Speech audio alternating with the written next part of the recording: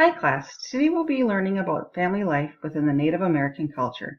Specifically, we will get a glimpse of what the Ojibwe tribe's family life looked like during the 17th and 18th centuries. First, a little background information. The Ojibwe are also known as the Chippewa. They lived in the northern United States as well as parts of Canada. Today, there are still many members of the Ojibwe tribes living in these parts of Northern America. However, many of them reside on reservations. The Ojibwe are known for their birch bark canoes. Because they traveled chiefly by canoe, it was of great importance to them. The canoes could fit up to 10 people, and only highly skilled tribesmen were allowed to make them. Rice cultivation was an important part of their life. The women gathered the rice in autumn, and it was stored in bags of woven bark. They were family-oriented and focused on the important things in life: shelter, gathering of food, and making of clothing. They lived in organized groups referred to as clans.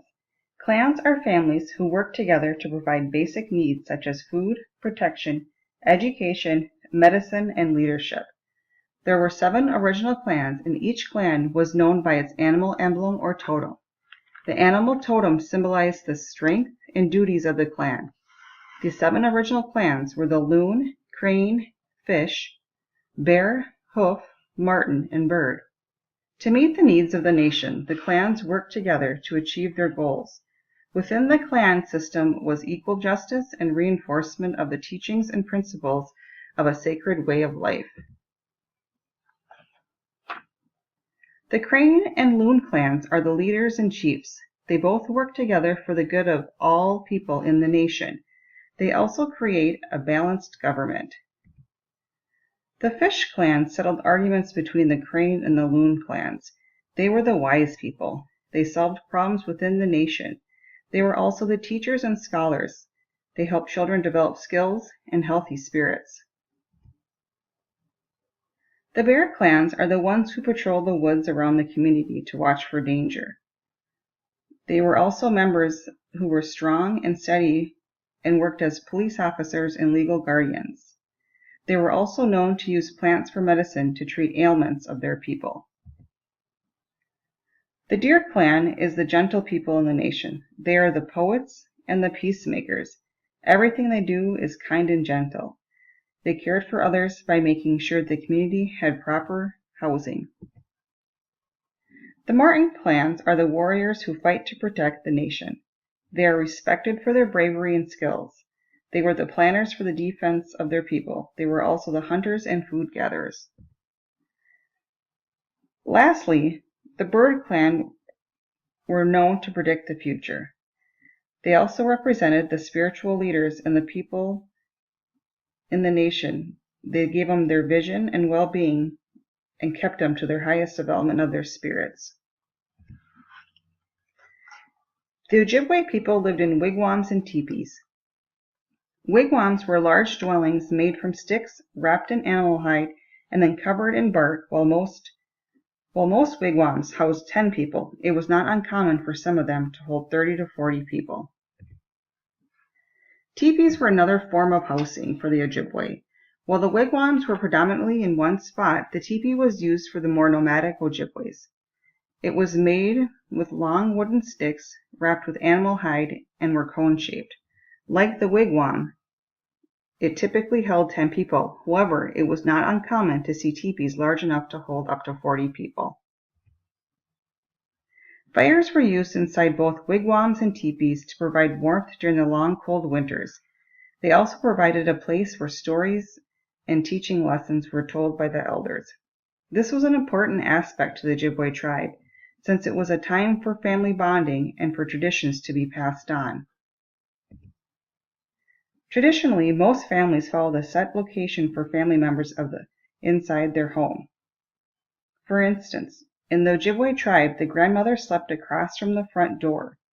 The mother was to the left of the door, with the daughter beside her.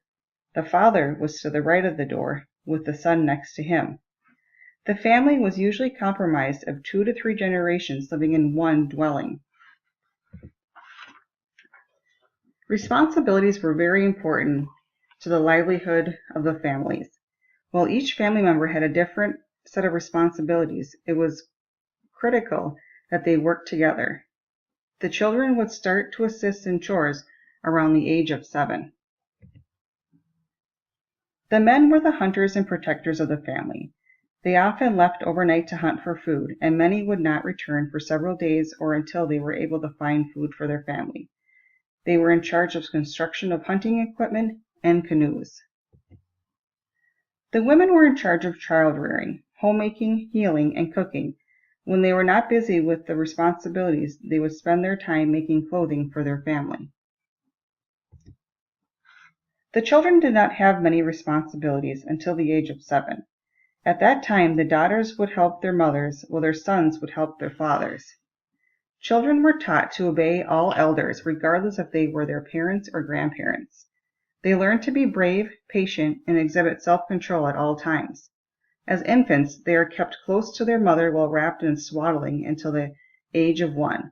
Cradles with a wooden frame were also used to allow the mother to continue on with her responsibilities while still attending to her child. At this time, if I was in a classroom, I would stop and do a group activity, and on a smartboard I would probably have written all the different clans, and then as a group I would just go around the room and ask what clan each individual student felt like they would be a part of, and then ask why they chose that clan and why they thought they would be a good fit for that clan. My assessment would be this part of it. How does your life compare to those who lived within the Ojibwe tribe in the 17th and 18th centuries? For this, I have a separate worksheet that I would hand out, and what I'm looking for here is just that students are able to recall some of the facts of how they lived during that time, and then compare those to how they currently live. Not the Ojibwe, rather, but the students. Thank you, and I hope you enjoyed my slideshow.